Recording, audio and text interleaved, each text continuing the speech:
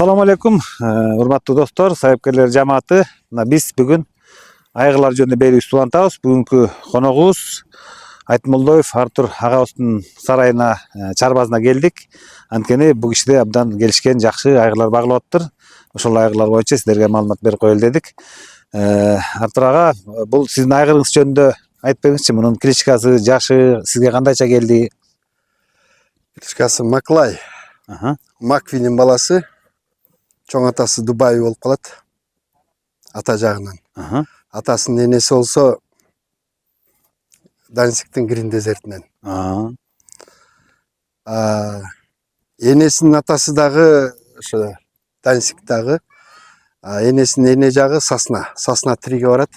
Анан мунун чоң энеси ошо эне жагынан чоң энеси 2 жанакы 3 байга утуптур. Чоң Кубок России уткан 3 производитель эмес болуп, баласы чыккан. Соснаны. Анан ошол бээнин кызын Ирландияга алып барып токтотуп келишкен да, самолет менен барып. Анан ошондой. Жакшы. Анан Артур ака айтыңызчы, бул ушундай сонун аябай жогорку деңгээлдеги каны бар айгыр экен, сизге кандайча келип калды? Эми бул негизи казактар алыптыр да. Анан кийин мага келген да. Бул өзү Сатып алгам. Сатып алдыңызбы? Бирок бул чабылганы кандай экен? Өзүнүн чуркаганы барбы экен? Өзүнүн чуркаганы 3 жашында Россияда эмеде чуркаган.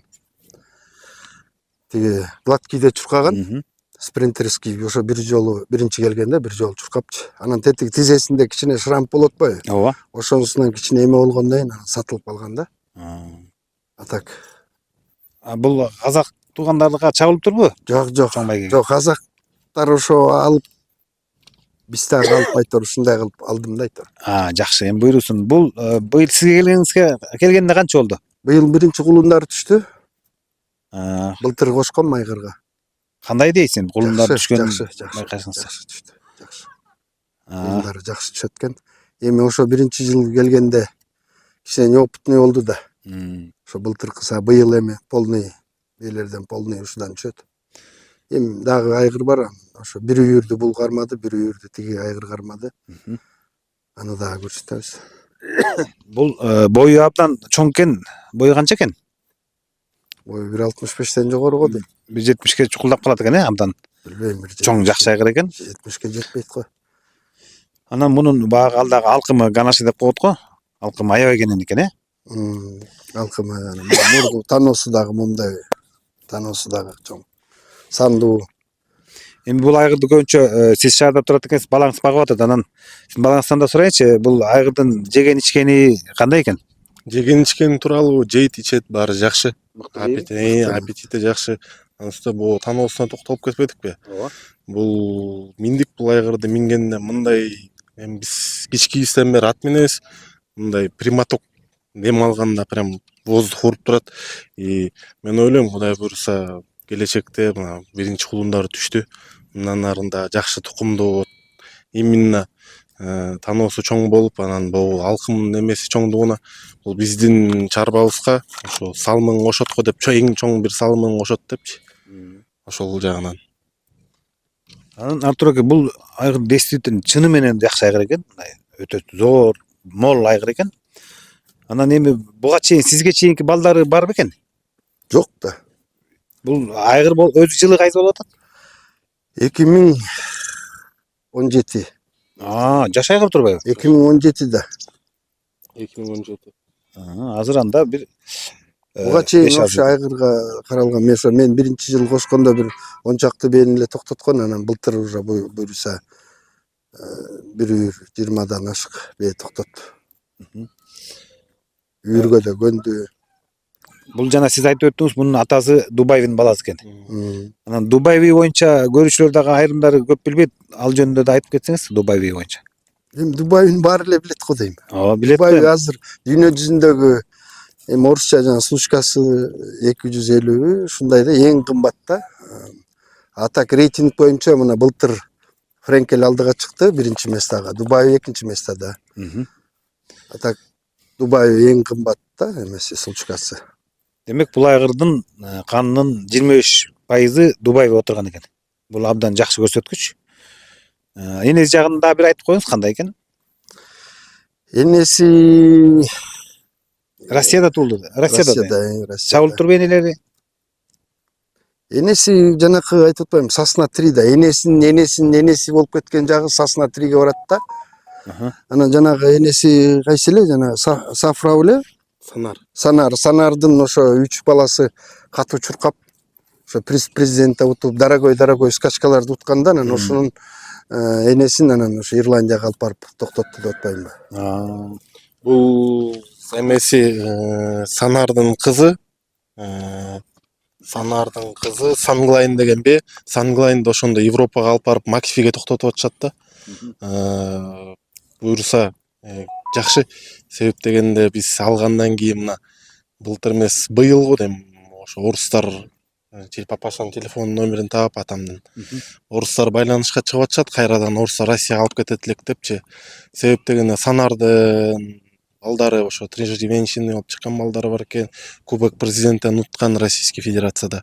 Кызыккандар ошо именно Россиядан бери чалып, ошо айгырды истеген орустар бар да бизде. Анда бунун кадыр баркы Россияда аябай бааланат экен да. Ошондой энеси мындай да, бунун энесинин эне жагы Санар, ата жагы кайра эле Гриндезерт, Данскке барат. Таза импорт экен да булар. Таза импорт. Биз ошо селекционный работаны көп жылдан бери эле жүргүзөт папаша. Анан мен ошо бала болуп кошулуп калдым. 2007-2006 жылдан бери айгырларды жаңыртып, 5-конюшнядан алып келген бизде эме деген айгыр бар болчу, ким эле папа? Темптин баласын алып келген. Темп деген айгырдын баласы. Ошодон башталды биздики башычы баары. Темптин кыздары бар, темптен кийин эмени койдук. Мастербойдун балдарын койдук. Мастербойдон кийин Брадерён балдарын койдук. Андан кийин эле ошо Журни келди. Андан кийин Журни деген айгырыбыз келген. Биздики ошо немис аябай мыкты болчу ал. Мыкты. Биз бул канча жылдан бери жылкы багып жүрүп, ошо тилекке каршы өлтүрүп алдык айгырды. Былтыр эмес, мурдагы жылы. Бирок ал эмеде анын ата жагы Манзун барат да, Констунг. Атасынын энеси болсо Зурумо. Баары белгилүү да. Энесинин атасы Алидар, энесинин эне жагы Нижинский болчу да. Ал айгырдыкы. Мыкты болчу ал. Анда Артур аке, бул азыр сизге былтыр келди. Былтыр канча бээге койдуңуз?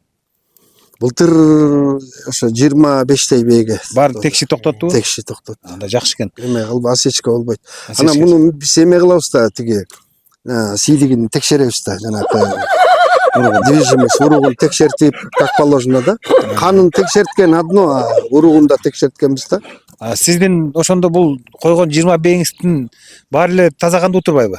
Буюрса. Ошол жанакы Темптин, Мастербойдун, Брадерионун ошондой да линиялары. Аябай жакшы экен.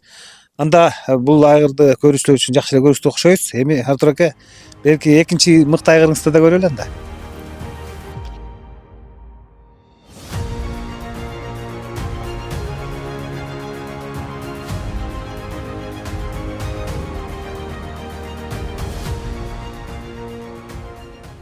Артур аке, бул айгыр боюнча айтыңыз эми канун. Мунун энеси Традисканция, атасы Гиприон. Гиприон Хайчапралдын баласы, Традисканция болсо Сагаситиники. Сагаситин жакшы чуркады го, балдарын баары тең. Группада деле аябай эметип атышат. Жакшы. Мунун энесин мен жакшы билем, анткени Традисканция таласта 2 жолу чабылып, 2 жолу автоунаа уткан. Жакшы. Дамирден алгам, мен тайгесинде эле алып алгам. Бул чабышы кандай? Бул чаап көрдүңүзбү? Бул эми самолеттен.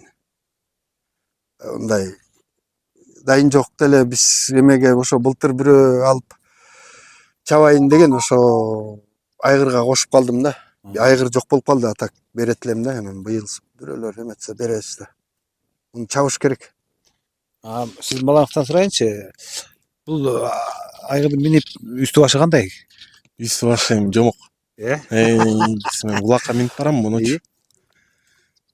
Кой бергенде тимне көпөлөк. Кеп жатабы? Жеңил, аябай жеңил жүргөнү. Скорости мыкты. Айып жок. Кудай буйрса. Эки азый болуп калыптыр, муну чабыш керек го. Буйрса пландаштырып атабыз, ошо чабабыз деп азыр мына быйыл кошсок, может күзгүгө дайындаганга аракет кылабыз буйрса. Күзүндө баштап жазында точнее. Буну тайында алгансыңар, Тайында алганбыз. Дамир байкеден алганбыз. Ыраазыбыз Дамир байкеге. Ошо Киприонду көрүп, анан буга жолугуп атабыз да. Бул канда дагы аябай Артур аке жакшы кан жаткан экен, анткени биянан тиги Седлер уездин баласы, Хайчапарал. Хайчапаралдын прямой баласы. Седлер Уэллстин 2-3 жакшы баласы деп айтылат го. Жана Алик байке деле айтып калат го. Галилео, Хайчапарал, анан Монжу деп. Ошол Хайчапаралдан да чоң атасы. Эне жагы Сагасити француз. Сагаситини да элдин баары эле билет. Мунун энесин мен ошо чабышында көрдүм, муну сууткан биздин кошуна айылда суутулуп жүрдү да. Энеси да аябай бийик, заңкайган, аршытым эле 6 метр болгон мыкты бей болчу. Билем энесин. Ошо энесинин жанында жүргөндө алгам да. Энесине окшош. Мен кички болуп Хайчапаралдарды көрүп кызыгып, ошо Манжу ошондо тилектенип кыялданып койгонбуз кички кездечи. Ошо балдар ошо айгырлардын малдарын кармасак деп мына Кудай жалгап, ошо көп өтпөй мына Хайчапаралдын небересин кармап отурабыз азыр. Дагы экинчи айгырды көргөзөбүз, аяктан Манжу отурат буйрса. Ошо 3-үчү айгыр ал. 3-үчү айгыр буйрса ошо тилектер орундалып атат акырын-акырындан. Жаштын тилегин берет деген ошол. Муну эми көбүрөөк минип, көбүрөөк ташалтыш керек го. Ошол жагынан биз айгырга эле азыр ошо чапканга бир аз убакыт саатыбыз жетпей жатат. Анан даярдаш керек мындай айгырларды. Ат канчалык дайындалса ошончолук өңүнө да келет. Сууту жараш Кудай буйрса деп турабыз эми. Анын аракетин көрөбүз чапканда. Бул бою канча? Бул бою 1.60 бар го. 1.65тен жогору? Жок, 1.63. 1.65тен жогору болуп калат го. Же 1.65 болуп калат ушундай. Себеп дегенде былтыр эле ошо 1.63 болчу быйыл буйрса. Жана элекпиз эми 1.65ти басат бирок толугу менен. Эми 1.65 деген бой негизи стандарт жакшы да. Адан өтө чоң болуп кетсе дагы минус болуп калат деп айтышат. Ушу 1.65, 1.60 деген айгырлар чаккан мындай жакшы жыйнак болот дешет да. Ошону биз бул айгырды ошо биз негизи эле кички кезинен алчыкты айгырлардын баарынча полторашкасын алып келип анан биз основной условия талаада эле да бээлерибиз кыштыр жайдырып жайында суу самырга чыгабыз жайлоого. Ошого карап эле буну 1,5 жашында алып ошол тала условиясына көндүрдүк. Азыркы учурда любой погодный условия суу самырда мына 50ден ашык жылкы менен жүрөт жайында. Себеп дегенде 2 үйүр, 3 үйүрдү кошуп туруп бүт жылкылардын баарын ошол айгырга кое беребиз. Муну 1,5 жашында алып келип ошо суу самырда 1 жыл бул жери үчүткөн да. Ошо кичине бою жапысыраак болуп калганы дагы бирден бир себеби ошол деп ойлойм менчи. Себеп дегенде мындан да зоңкой эме бою узун болмок. Анан жакшы буйрса ошол келечегибиз биздин. Ошо алып Бул мындай болуп калат да, жанакы Маклайды алып чыкпадыкпы? Анын үйүрү Маклайды тоого алып баргандан кийин ал 1 ай эле жүрөт да, жана көккесин анан кайра түшүрүп алам. Рисковать этпейбиз да. Эми ал жана клеткада турган эме тоодон. Бул болсо ошо үйүрдүн баарын тең чогултуп туруп бир өрөнгө кое берип коебуз, болду. Ошонун ичинде бул өзү жалгыз ошо бүт үйүрдү тейлеп жүрөт да. Будан кулдар түшүп калды да. Түшүп калды будан. Кандай дурус түшүптүрбү? Жакшы мунуку да. Жакшы. Эми чабыш керек буларды ошо.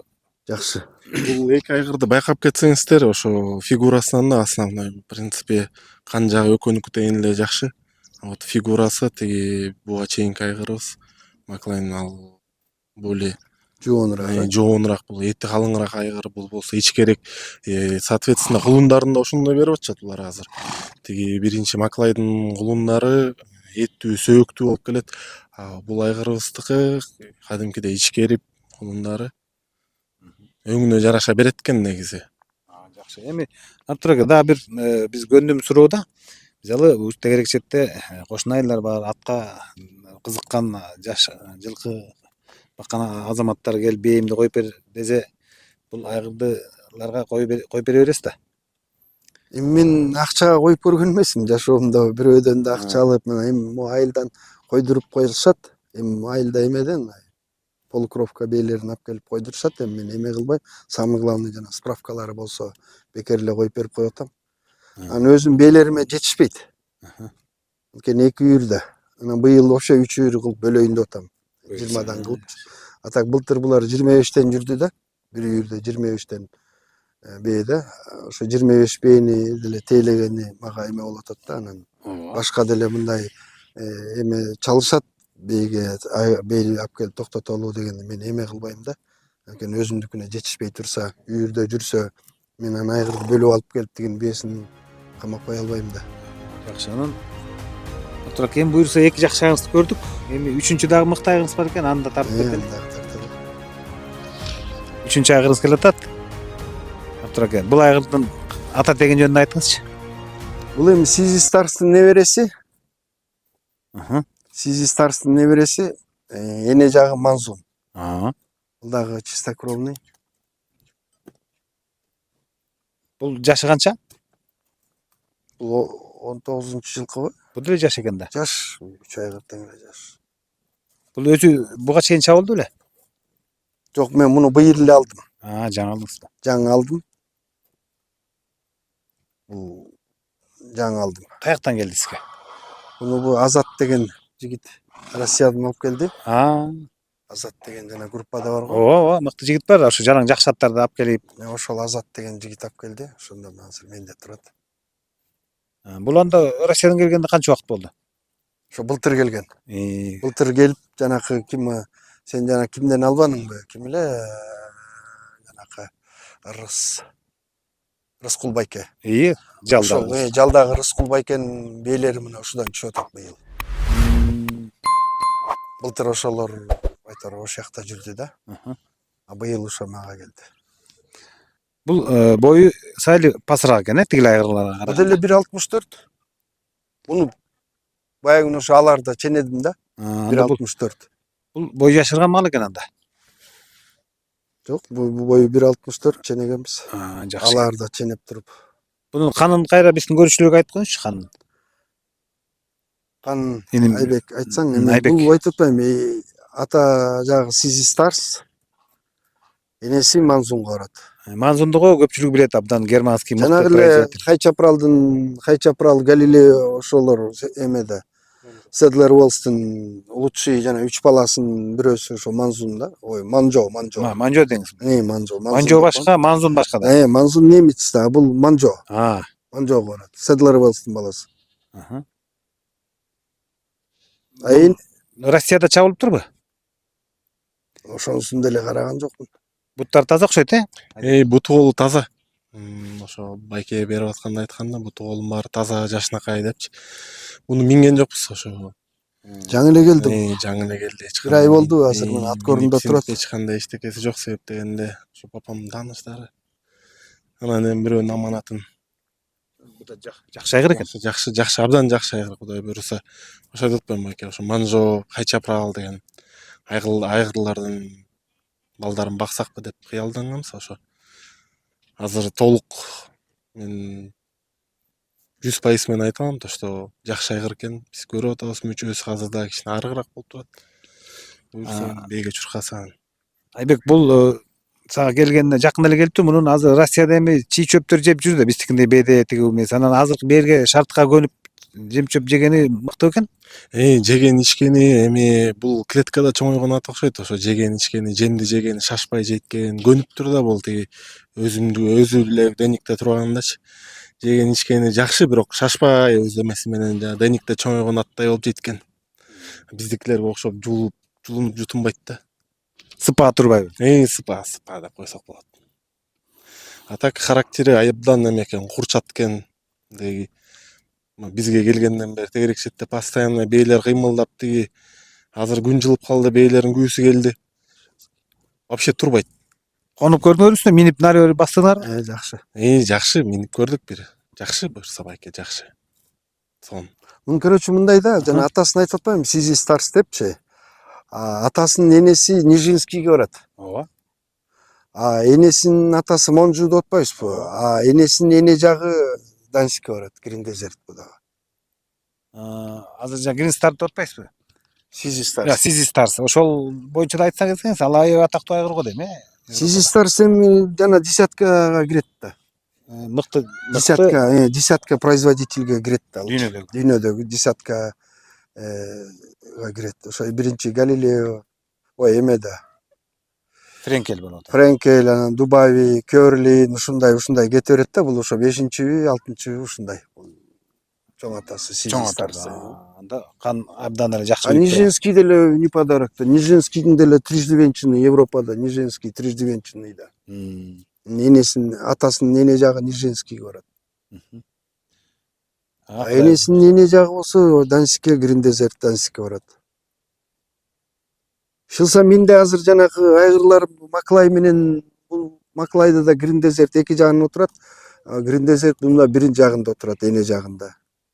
А тиги жанагы чапырал Солтон Сары деп балам ат койду. Кай чапыралдын небересин. Алда болсо Данциктин Денихил отурат. Кыскасы, багы болгон европалык каймактардын баарын чогултуп турсуз. Жакшы эле эми. Эми Жакшы. Кудай берекесин берсин. Шүгүр. Ошо мээнетиңиз кайтып, мээнетиңизге жараша дөөлөтүңүз келип, ишиңиз ийгиликтүү болсун.